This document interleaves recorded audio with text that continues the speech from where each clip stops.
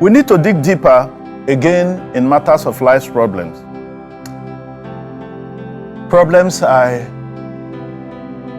in many types and forms. There are problems that are practical. For instance, a broken appliance in the home is a practical problem. We need to deal with it. We need to fix it. But other problems may not be practical. They may be theoretical. For instance, if you're a student and you have a mathematical question, you need to solve it. It's a theoretical thing. It's not practical. It's only practical to the point that your teacher will expect you to lay out how you solved the mathematical question. But otherwise, it's a theoretical thing. For instance, a mathematical equation is a theoretical answer that you have to provide. There are problems that are personal. Personal problems. For instance, health issues are practical, are personal problems, beg your pardon. Health issues are personal problems. When the body is aching or you are ailing in your physical health, it's a personal problem and you have to deal with it as such. Others will support you, others you may call for help and others, but then from all other things you may do. But it's a personal problem. There are also problems that are interpersonal. If I have a conflict with a brother, a sister, a friend, a colleague, those are interpersonal problems. Involves me, involves them. And together, we all have to agree to find a solution together. There are problems that are communal.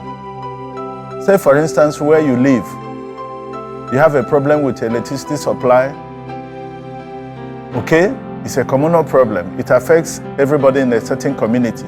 You need to deal with it. Sometimes there is an outbreak of disease in a particular community.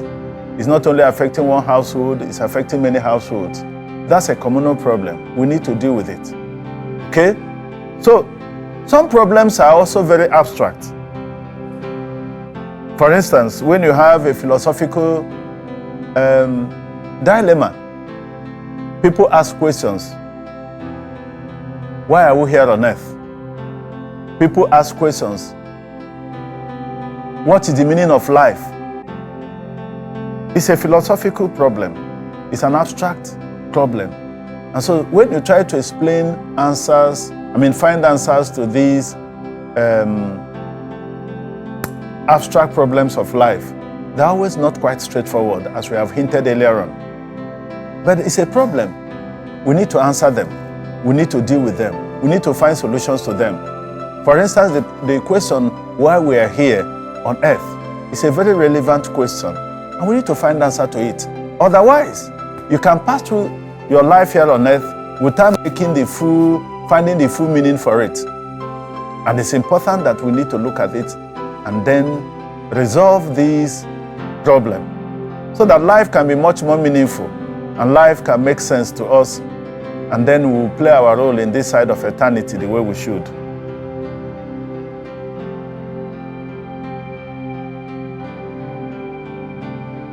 Now, as we go ahead, you will discover that if we want to break it down further, problems can be financial. We have money worries, we have debt, we have unemployment, we have financial insecurity. These are financial problems. Problems that touches on finance. And I can't emphasize the importance of this enough in human life, especially in these days' world. There's also issues that are relational, problems arising from relationships, conflicts with family, friends, romantic partners, colleagues. These are relational problems.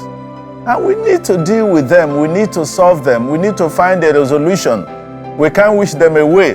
They are inevitable in this world as long as we live here.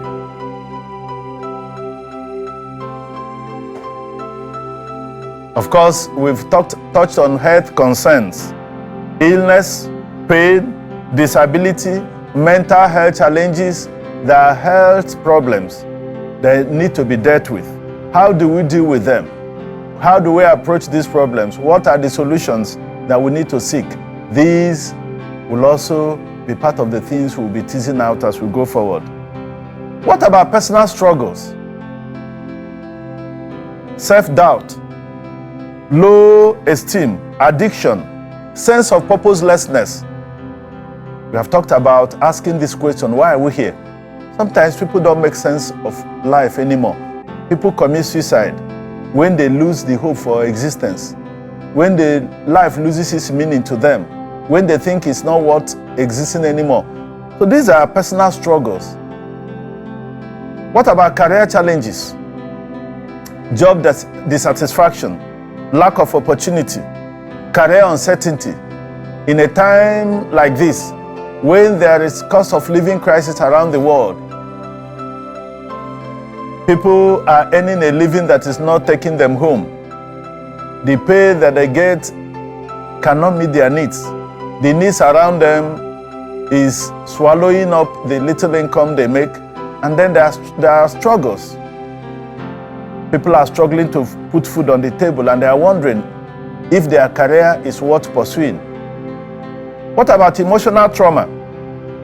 Past experiences of abuse, neglect, or significant loss, they tell on our lives every day. They affect how we conduct life. I recall many years ago, a lady that used to visit a friend came looking for the friend in the apartment we were living.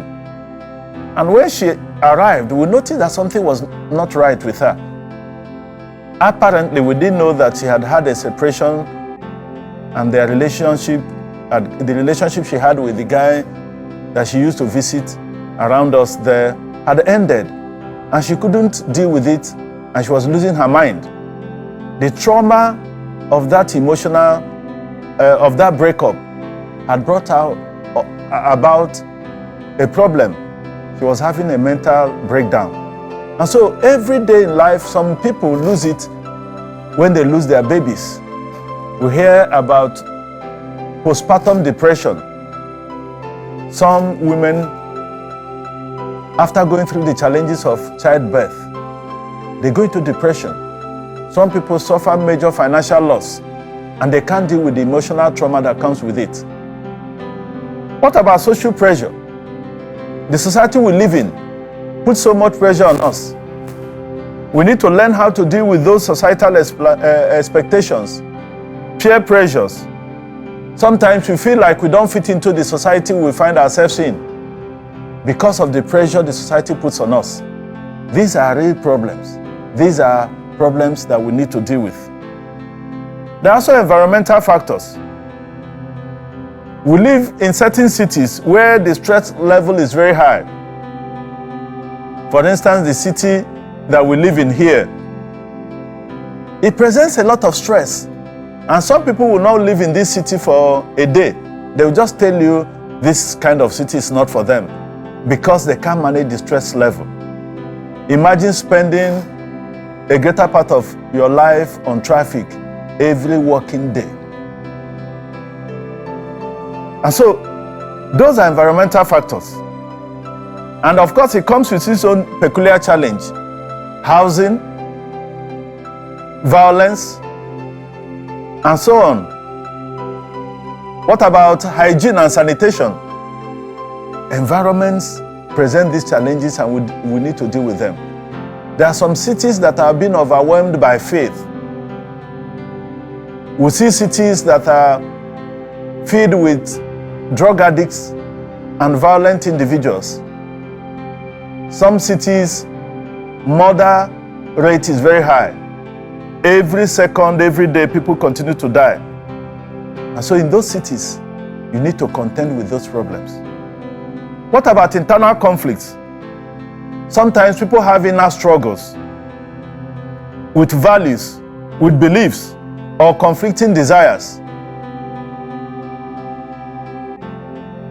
Those inner struggles are real life problems that have to be dealt with. We are dealing with the values. You may find yourself in a country where corruption is rife. Your religious values dictate otherwise. But the society expects you to indulge in the corruption so that you can get the means to live according to the expectation of society. And then you are torn in between your religious values and societal expectations. How do you deal with them in light of your religious beliefs and societal expectation? How do you deal with them? What about the conflicting desire to be good and yet pleasing to the society? Some years ago, a friend approached me and said he was starting a program for young people. And he asked me, "What topic do you suggest?" As I prayerfully considered the program, I felt God wanted me to suggest a topic. And the topic I suggested to him, guess what? Was how to be modern and Christ-like. So, this is an issue. Young people want to be modern, but they want to be Christ-like. They want to be godly. How do you balance these two conflicting desires? It's a reality and it's a fact that we need to deal with.